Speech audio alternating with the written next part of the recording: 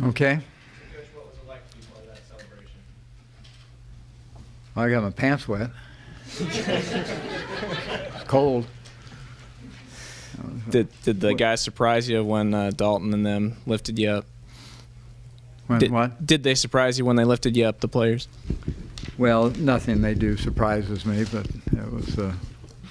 I'm glad they hung on. I know that. So, no, that was part of the deal. Well, Coach, just give us a sense for what goes through your mind at this moment after the game. Has it set in? What are your thoughts? What are you thinking about right now? Well, probably not. What am I thinking about? I'm thinking about getting out of here so I can go do some other things. That's and spend some time with my family and all that goes along with it. And we're having a reception out here for all the seniors as well. But, that being said, as I've have said to the players in the locker room, there's so many. 200's a number, and it's what maybe what that stands for, and it stands for a lot of wonderful young people that have come through this program, and every single one of them has contributed to that particular number. And you think about coaches that we've had through the years, the coaches we have presently, and others, and you think about the wonderful support staff that we've had, and just people that have been here, and some that have been here almost the entire duration. You take somebody like Joanne or Teresa, and people have just been here. We've got a lot of coaches that have they're awful close to having 200. Sean's probably got 190 wins, and a couple of the coordinators probably 180, 170, something like that. So, there's an awful lot of people. And then I think about my own personal family and the trials and tribulations and hardships that they have had to go through. And as I said to our players, I think also about our university and the leadership in our university and how they've supported our program over the past 25 years, and this community and the university itself. Everybody is invested. Anything good that happens here, there's just more people than you can name that really make it happen, and without them it doesn't happen. So that's I guess the way I feel about it. I probably don't sound in a pretty good mood, but I'm responsive to how we played, and we played rather ugly today, and I don't feel good about that. I can assure you. So. Coach, you've always seemed to have placed special emphasis on the Kansas game. Is there any significance to the fact that win number 200 came against Kansas?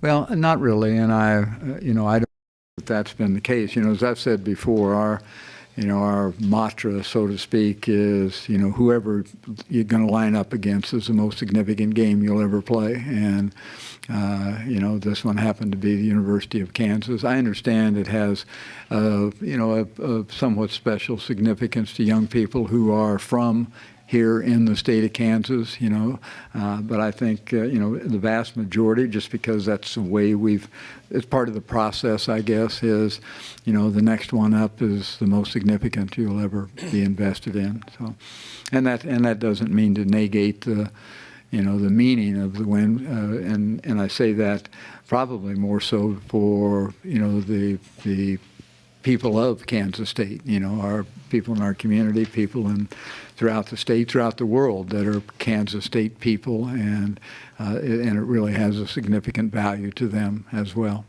And I will say this, University of Kansas is, they're making headway. I can assure you that. They've done a nice job. Record doesn't always, tell you what the real answers are, but they're getting better and better and better. I've seen that. And Coach, I can also tell that you're not real thrilled with the way your team played today. Does the milestone help you squash that just a little bit? Not really. Coach, what exactly was the reason for the dysfunction today? You couldn't quite get away from KU. Well, it's a number of things. You can name a bunch of them. We started getting penalties again in the first go around in the ball game. And when you go back and look at the penalty, right, I haven't done that, but I think when I do go back and look at them, what I'll see is, most of them are substantial penalties. We're talking about the 15-yarders. And, field position was extremely important today, and the wind was, certainly was going to be a factor in the kicking game.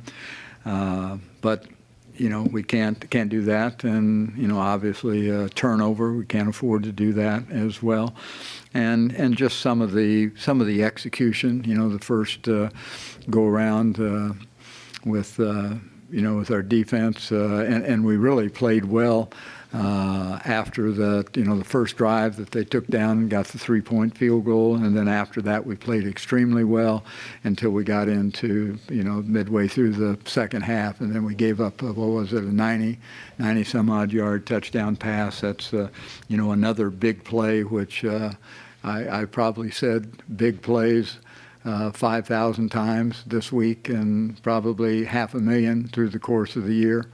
That's disheartening when we give up big plays, and probably just not being able to move the ball as consistently as we need to. At certain times when when the game was still in question, and we couldn't always get the first downs. There's a number of things, and that doesn't. And again, don't misunderstand. That doesn't negate, some very fine performances and some very fine plays, during the course of the ball game, individually or collectively. So. Coach, what did you think of how Alex Barnes played, and particularly his finish on his touchdown at the pylon? Well, that just goes with territory. It's not the finish that as much as it is just the fact that he's playing so well. And he runs explosively, stays on his feet. They just have a hard time getting him down. Has good balance and is always going to run aggressively. And our guys up front did a nice job, blocking for him on numerous occasions as well. But I was pleased with his effort. What? Can you talk about the pick six, please? The pick six, I think that was Donnie Starks, if I remember correctly. What was really significant to me was the fact that, Donnie has played as our nickel back all year.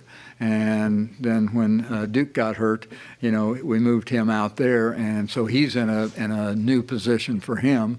Cree Moore comes in to play the nickel spot. That's new for him. So two guys really, for the most part, really played extremely well with with very little experience at what they were doing. So.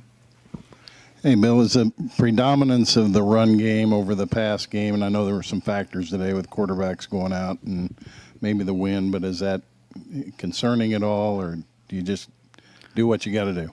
Well, you do what you got to do. You take what is given to you. I think in the course of the ball game, that's always been my feelings. I'm not I'm not overly enthused about our passing game. I think that's what the question probably leads to. We have to be better. We can be better. But by the same token, as we got along into the ball game, it was evident that. We probably didn't need to take the chances of throwing because of some of the coverage. I mean, it was, coverage that, we could have thrown some things, I guess. I'll take that back, and did, on a couple of occasions, and made some plays. But, we also wanted to end up running the clock and so on. So, it's a mixed bag. I guess we're running the ball okay. But I would like to throw the ball better than what we have. Any early report on how Jesse's doing? Jesse Ertz? I think Jesse's fine. I truly do. We'll see. I haven't talked to the trainers or the doctors yet about it, but it was my understanding that he was fine. Coach, the seniors got really involved early. The first couple tackles on defense were made by seniors, and then obviously there was the pick six by Donnie Starks. Was that deliberate? I mean, for instance, Charles Jones was the featured back that first series. Was it deliberate on your part to get the seniors involved early, or? Well, Donnie was there because Donnie had to be there, but as far as Charles was concerned, yes, it was just starting the ball game as a senior. Would like to have done it for all of them, and that's probably the saddest thing. One of the reasons I'm somewhat disappointed is not having the opportunity to get all of our seniors on the field for any substantial amount of play at all, and that pains me a great deal. Coach, you feel like does this team have the killer instinct? You just kind of look at the stats here. Do you feel like they have the killer instinct? Well, I don't know. I've never talked to him about having a killer instinct, but we have not been as good as we need to when we've played with leads. And part of that is, like I said a moment ago, we sat on the ball a lot and didn't throw it around. And kind of invite the run defense. So it's part of that's our fault as well. But I don't think it's a matter of having a whatever kind of an instinct. I think they'll be as competitive at any particular point in time. I think maybe we don't have quite enough passion towards playing the best we can play, regardless of what the score happens to be. So. Coach, how have you felt about Donnie Starks' play over the past couple games, going back a little bit to the Baylor game and then obviously the pick six today? Well, he probably played better at corner today than he had in the last couple ball games at the nickel spot. It's not that he hasn't played reasonably well, but he's one of those guys that's given up a couple of big plays, that you don't like to have. But, he's been a pretty steady player for us, throughout this year and last year as well. I admire Donnie a great deal. He spends, a significant amount of time, studying and has a great understanding of what, schematically what we do and execution-wise what we do, and understands opponents as well. Really, tries hard to be a student of the game. And then I guess the other two turnovers, the other interception by Elijah Lee and that fumble recovery, how happy were you to see the defense creating those? Well, I'm always happy about that, regardless of what the circumstances are. And we got the one interception. I think it was Elijah got or Mike won the two by a tip pass up front. I think Greg Settles got the tip, and that's the one thing that we've always put a great deal of emphasis on, is trying to get our hands up in the throwing game, and with the opportunity to bat balls down. And you think about through the course of the ball game, we probably batted 4 or 5 passes down at the line of scrimmage, and then every once in a while you get one tipped up like that and gives you a chance at the interception, which we were fortunate enough to get. Coach, I know you were forced into some of the situations, but was it difficult to get an offensive rhythm with 3 quarterbacks, 4 running backs? I mean, just people coming in and out all the time? Well, there's probably an accurate assessment. Yeah, I would say I don't know if that was the total reason, but it certainly could be part of it. Last question. Coach, I know you alluded to the fact that KU is an improving team. What do you think about the way Carter Stanley ran that offense and how your team was able to defend a freshman quarterback? Well, I think he is really coming along. I enjoyed his toughness. I think, he got dinged up pretty good numerous occasions and kept picking himself up off the ground and going back. I thought he had played with poise. He